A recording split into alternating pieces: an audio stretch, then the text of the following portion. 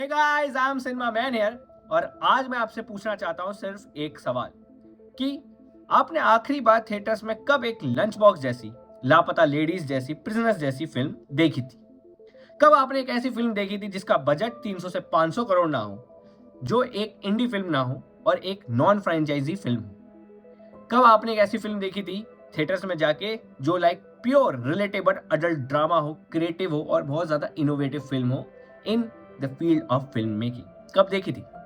और इसका आंसर होगा शायद कि नहीं देखी या याद नहीं, क्योंकि अब ऐसी फिल्में डिसअपियर हो चुकी। तो आज हमारी वीडियो का टॉपिक भी यही है कि कहां गई ऐसी फिल्में जिन फिल्मों को हम कहते हैं मिड बजट फिल्म्स। तो इस वीडियो में मैं आपको आज यही बताऊंगा कि कहां गई मिड बजट फिल्म्स, कैसे वो चर्चा में आई, कैसे उनका बूम हुआ इंडस्ट्रीज में और किन चीजों ने उन पे इतना इफेक्ट डाला कि अब वो डिसअपियर हो चुकी है एंड कहा जाता है कि they are on the verge of being dead. So let's dive into the video.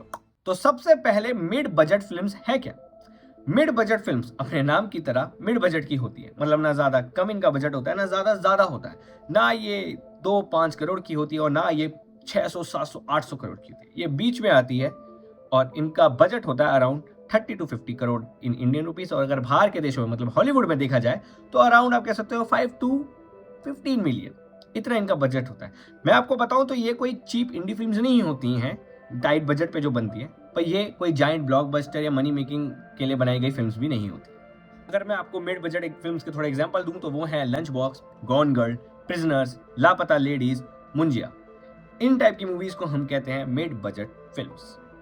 तो अब मैं आपको बताऊंगा कि क्यों मिड बजट फिल्म्स इतनी ज्यादा इंपॉर्टेंट है, इतनी ज्यादा मैटर करती है और क्यों आज के टाइम पे तो और ज्यादा मैटर करती है।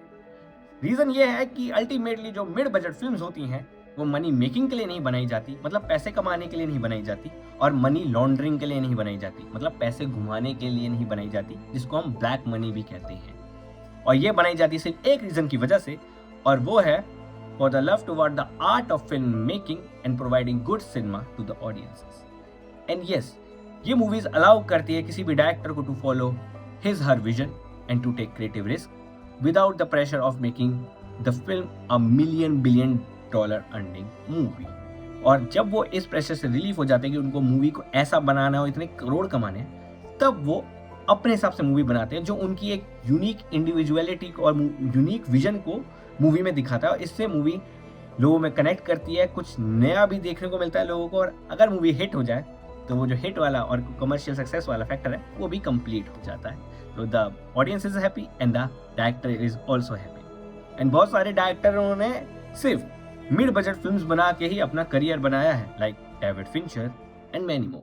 सो अब मैं आपको बताऊंगा वो रीजन जिनकी वजह से कहा जाता है कि ये फिल्म डिसअपियर हो चुकी है और ये film on the verge of being dead है। एंड सबसे पहला रीजन ये है कि franchise become safer investment options for the producers. Ultimately franchise films होती हैं, चाहे वो फ्रेंचाइजी बाहर देश की हो लाइक डीसी मार्वल, या इंडिया की हो लाइक हाउसफुल एंड धमाल, ये एक सेफर इन्वेस्टमेंट ऑप्शन बन चुकी है फॉर द प्रोड्यूसर्स।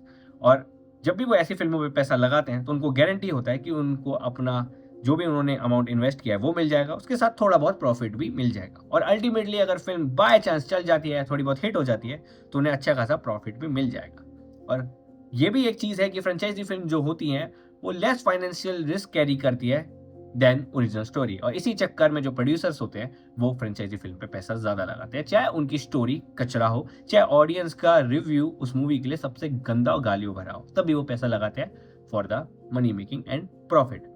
और आप देखिए कि कैसे प्रोड्यूसर जो बिहाइंड द सीन काम करता है उसकी कितनी बड़ी ड्यूटी बनती है कि वो ओरिजिनल स्टोरी पे पैसा लगाए, और अगर वो कूड़ा मूवीज पे पैसा लगाएगा तो कूड़ा मूवी ही बनेगी और लोगों को थोड़े बहुत पसंद भी आएगी और ऐसी ही मूवी बनती रहेंगी, तो उसको ही ये चेन तोड़नी होगी। सेकंड रीजन है मार्केटिंग कॉस्ट।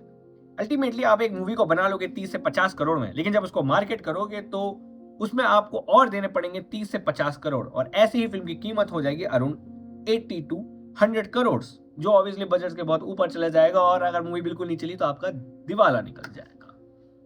और क्योंकि मार्केटिंग इतनी एक्सपेंसिव है तो बहुत सारे स्टूडियोज क्या करते हैं, वो प्रेफर करते हैं built in recognition for their films. तीसरा रीजन है how streaming platform changed audience habits. पहले लोग थिएटर्स जाते थे मूवी देखने के लिए, and study words of mouth की वजह से मूवी चल भी जाती थी, अगर वो एक मिड बजट फिल्म है तो भी।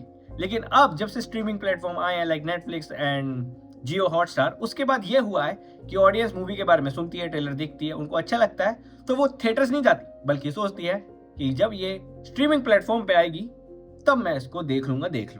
एंड इसी से बहुत ज्यादा इम्पैक्ट पड़ जाता है मिड बजट फिल्म्स पे, और इसका रिजल्ट होता है कि this can reduce theatrical attendance for dramas and thrillers that rely heavily on word of mouth. अब स्ट्रीमिंग प्लेटफॉर्म पे आना भी बहुत एक अच्छी और बुरी चीज हो सकती है। वो कैसे कि जब मूवी थिएटर में आती है और लोग नहीं देखने जाते, वो फ्लॉप हो जाती है। उसके बाद फ्लॉप होने के बाद उसके राइट्स भी सस्ते हो जाते हैं, तो स्ट्रीमिंग प्लेटफॉर्म जो होते हैं उसको सस्ते में खरीद लेते हैं और फिर वो अपनी स्ट्रीमिंग लाइक प्लेटफॉर्म पे उसको डाल देते हैं। लेकिन अगर मूवी नहीं चली तो बिल्कुल लाइक फाइनेंशियल लॉस होता है 100% का।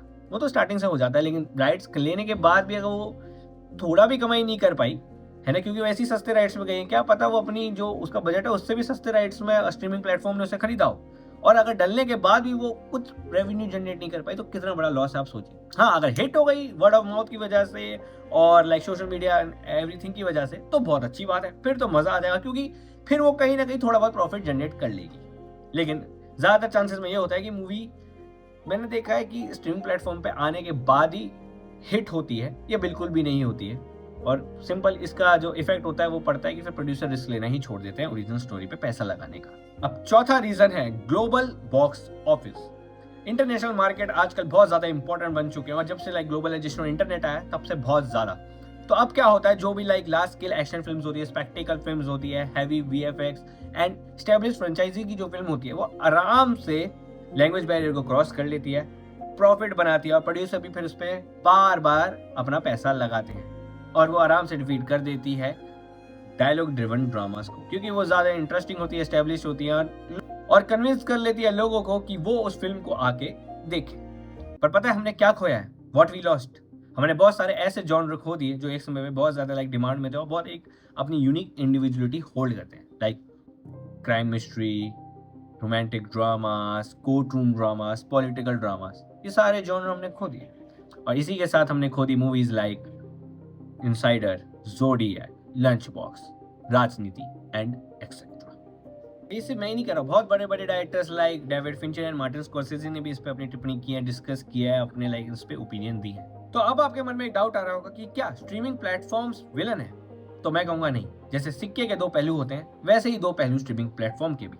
सबसे पहले पॉजिटिव पहलू ये है कि जो नीश फिल्म्स होती हैं उनको अपॉर्चुनिटी ज़्यादा मिलती है और easy global access and wider reach मिलती है ऑडियंस की। और जो नेगेटिव पहलू है वो ये है कि इतनी बड़ी जो लाइब्रेरी होती है मूवीज एंड सीरीज की ऑफ स्ट्रीमिंग प्लेटफॉर्म, उसमें कोई भी नई मूवी आते ही गायब हो जाती है, like lost in the crowd हो जाती है। एंड इसका दूसरा और तीसरा जो मैं नेगेटिव पहलू बताऊंगा वो ये है कि एक तो थिएट्रिकल कन्वर्सेशन होती नहीं है, मैंने मूवी के बारे में कोई बात नहीं हो पाती, और तीसरा ये कि कल्चरल इम्पैक्ट नहीं डाल पाती है ऐसी मूवी कहीं पे। तब भी मैं कहूंगा कि ये पूरी तरह से डेड नहीं हुई है, अभी भी होप है इनके रिवाइवल की, क्योंकि बहुत सारे ऐसे स्टूडियोज हैं जो इनमें पैसा डालते हैं, लाइक A24, यस, वो बहुत सारी लाइक ओरिजिनल फिल्म्स पे अपना पैसा लगाते हैं, या नियॉन, वो भी सेम चीज करते हैं। तो जब से ऐसे स्टूडियोज आए हैं और जब तक ऐसे स्टूडियोज रहेंगे तब तक मिड बजट फिल्म्स कभी भी डेड नहीं होगी, और इनका रिवाइवल भी बहुत बूम तरीके से होगा। आपने देखा होगा ऑस्कर में अनोरा सेलेक्ट हुई, वो एक ओरिजिनल फिल्म तो थी। इवन बैकरूम जो A24 ने डायरेक्ट की, वो देखिए कितनी बड़ी हिट हुई।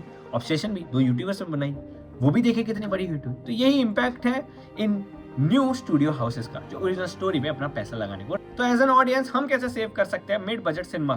तो मैं कहूंगा उसके 3-4 तरीके हैं। सबसे पहला कि हम ओरिजिनल फिल्मों की टिकट खरीद के उनको थिएटर्स में देखने जाएं। दूसरा, पॉजिटिव वर्ड ऑफ माउथ हो एंड कन्वर्सेशन हो ओरिजिनल फिल्म्स के बारे में। एंड तीसरा, जो स्टूडियोज है वो ओरिजिनल फिल्म्स पे लाइक अपने पैसे लगाए, ओरिजिनल प्रोजेक्ट पे काम करे। एंड मैं यहाँ पे बात कर रहा हूँ जो ऑलरेडी एस्टेब्लिश स्टूडियोज है, like YRF and Dharma production and etcetera, like Marvel, DC के भी। और जो चौथा रीजन है वो ये है affecting marketing for non franchise films. And in चारों तरीके से हम बचा सकते हैं मिड बजट सिनेमा को, और इनकी ग्रोथ को दोबारा बूम कर सकते हैं जैसे ये एक समय पे थी। और अंत में मैं कहना चाहूंगा कि मिड बजट जो फिल्म्स हैं वो पूरी तरह से डेड नहीं हुई, बल्कि वो अभी भी वेट कर रही हैं कि क्यों एज ऑडियंस हम बताएं उन्हें कि वो क्यों इतना मैटर करती है। क्योंकि जब भी हम कोई फ्रेंचाइजी फिल्म देखने जाते हैं ओवर एंड ओरिजिनल फिल्म्स, हम प्रोड्यूसर्स को और स्टूडियोज को ये बता देते हैं कि हमें क्या चाहिए और क्या देख रहे हैं। So that's it for today video and I hope you like my topic, my perspective, my opinion on this thing. And आपका क्या ओपिनियन और पर्सपेक्टिव है आप कमेंट सेक्शन में जरूर बताएं। इस वीडियो को लाइक करना और ऐसे ही टॉपिक के लिए मेरे चैनल को सब्सक्राइब कर लीजिए। तो मिलते हैं अगली वीडियो में।